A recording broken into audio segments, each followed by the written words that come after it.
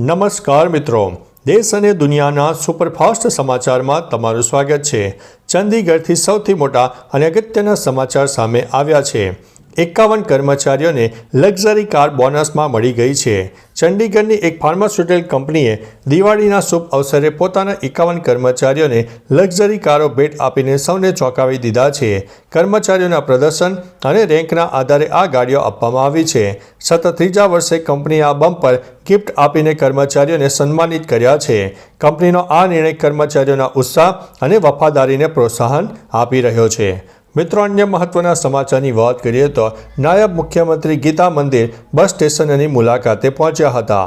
અમદાવાદના ગીતા મંદિર bus station પર ભારે ભીડ વચ્ચે નાયબ મુખ્યમંત્રી હર્ષ સંઘવીએ અચાનક મુલાકાત લીધી। તેમણે મુસાફરોની સુવિધા અને સુરક્ષાની વ્યવસ્થાનું નિરીક્ષણ કર્યું। વધારાની બસોની વ્યવસ્થા, ટ્રાફિક નિયંત્રણ અને સ્ટાફની તૈનાતી અંગે અધિકારીઓને સૂચના આપી। ડેપ્યુટી સીએમએ બસમાં સવાર મુસાફરો સાથે સીધી વાતચીત કરીને તેમની મુશ્કેલીઓ અને સુવિધાઓ અંગે પ્રતિભાવ મેળવ્યો છે।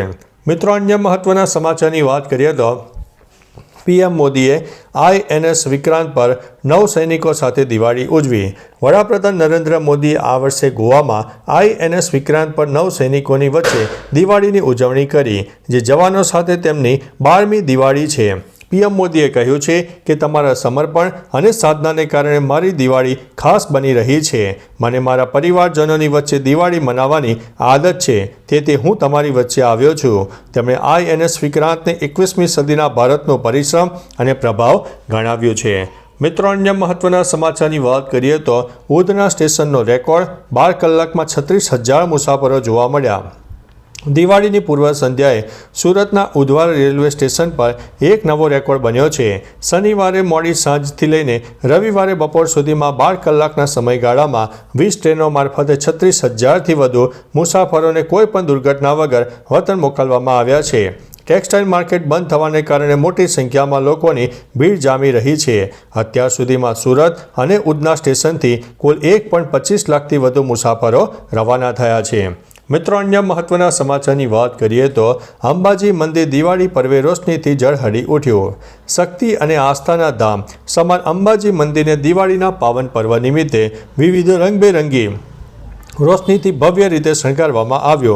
મંદિરના શિખરથી લઈને સમગ્ર પરિસરને સુશોભિત કરતી આ રોશની રાત્રિ દરમિયાન મંદિરની ભવ્યતામાં વધારો કરે છે।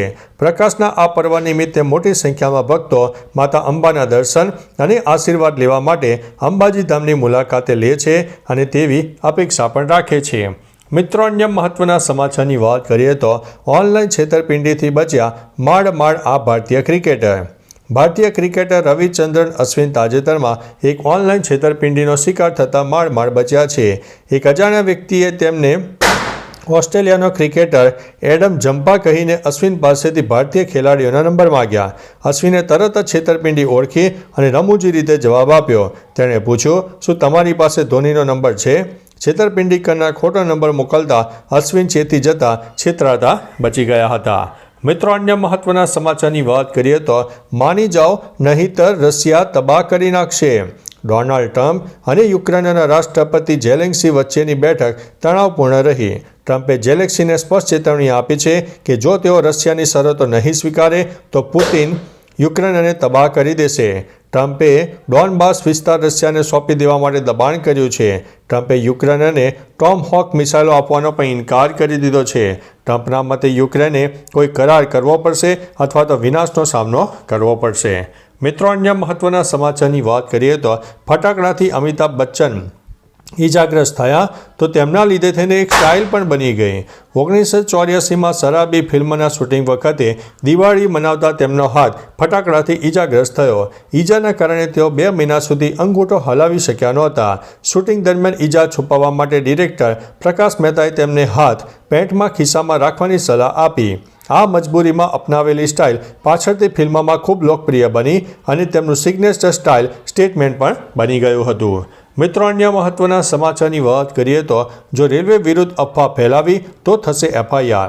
દિવાળી અને છઠના તહેવારને કારણે ટ્રેનોમાં ભારે ભીડ ચાલી રહી છે, ત્યારે સોશિયલ મીડિયા પર જૂના વિડીયો વાયરલ થતાં રેલવેએ ચેતવણી આપી છે કે રેલવે મંત્રાલયે સ્પષ્ટ કર્યું છે કે ભ્રામક વિડીયો અપલોડ કરનારાઓ સામે કડક કાયદેસરની કાર્યવાહી કરવામાં આવશે.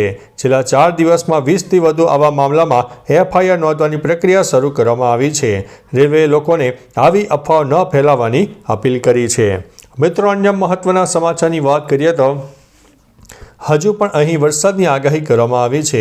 હવામાન વિભાગે દિવાળીના તહેવારો દરમિયાન દક્ષિણ ગુજરાતના કેટલાક જિલ્લામાં હળવા વરસાદની આગાહી કરી છે. ડાંગ, તાપી, નવસારી, વલસાડ, દમણ, દાદરાનગર હવેલીમાં વરસાદની શક્યતા છે. રાજ્યમાં હાલમાં દિવસ દરમિયાન ગરમી અને વહેલી સવારે ગુલાબી ઠંડી સાથે બેવડી ઋતુનો અહેસાસ થઈ રહ્યો છે. મહિનાના અંત સુધીમાં તાપમાનમાં વધુ ઘટાડો થવાની સંભાવના વ્યક્ત કરવામાં આવી છે. મિત્રો, અન્ય મહત્વના સમાચારની વાત કરીએ તો લવ જેહાદ પર ઉપમુખ્યમંત્રી હર્ષ સંઘવીનું મોટું નિવેદન સામે આવ્યું. ગુજરાતના નાયબ મુખ્યમંત્રી હર્ષ સંઘવીએ લવ જેહાદ મુદ્દે કડક નિવેદન આપ્યું છે. તેમણે સ્પષ્ટ કર્યું છે કે તેઓ કોઈ પ્રેમના વિરોધી નથી, પરંતુ જો કોઈ મોડસ ઓપરેન્ડી હેઠળ દીકરીઓનો દુરુપયોગ કરે છે તો તેને કડક સજા મળશે. હર્ષ સંઘવીએ કહ્યું છે કે દીકરીઓનું જીવન બરબાદ કરનારને છોડવામાં નહીં આવે અને ગુજરાતની સરહદની અંદર લવ જેહાદ જેવું કારસ્તાન ચલાવી દેવામાં નહીં આવે. મિત્રો, અન્ય મહત્વના સમાચારની વાત કરીએ તો ભારતથી 7,000 કિલોમીટર દૂર દિવાળીની ધૂમ મચી ગઈ છે. ભારતથી 7,000 કિલોમીટર દૂર ઇંગ્લેન્ડના નોર્થમ્પ્ટન શહેરમાં દિવાળીની શાનદાર ઉજવણી થઈ. રંગબેરંગી લાઇટથી સજ્જ આ શહેરમાં રસ્તા ઉપર ભવ્ય પરેડ નીકળી, જેમાં ભગવાન રામ, માતા સીતા, હનુમાનજી અને રાવણની સુંદર કલાકૃતિઓ પ્રદર્શિત થઈ. ભારતીય હિન્દુ કલ્યાણ સંગઠન દ્વારા આયોજિત આ પરેડનું 25મું સંસ્કરણ હતું. હજારો લોકોએ પરેડની સાથે ભારતીય ભોજનના સ્ટોલ્સનો પણ આનંદ માણ્યો હતો.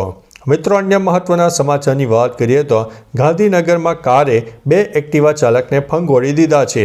રાજ્યના પાટનગર ગાંધીનગરના ઇન્ફોસિટી વિસ્તારમાં મોડી રાત્રે બેફામ રફતારનો કહેર જોવા મળ્યો. એક મહિલા કાર ચાલકે રોંગ સાઈડમાં આવીને 2 એક્ટિવા ચાલકોને ટક્કર મારીને ફંગોળી દીધા, જેમાં બંનેને ઈજા થઈ હતી. અકસ્માત સર્જીને નાસી ગયેલી મહિલા કાર ચાલક જ્યોતિ રાય મોડી રાત્રે પોલીસ સ્ટેશનમાં હાજર થતાં પોલીસે તેની અટકાયત કરીને કાયદેસરની કાર્યવાહી હાથ ધરી છે. તો ચાલો મિત્રો, ફરીથી દેશ અને દુનિયાના સુપરફાસ્ટ સમાચાર લઈને મળતા રહીશો. ત્યાં સુધી અમને રજા આપશો. નમસ્તે.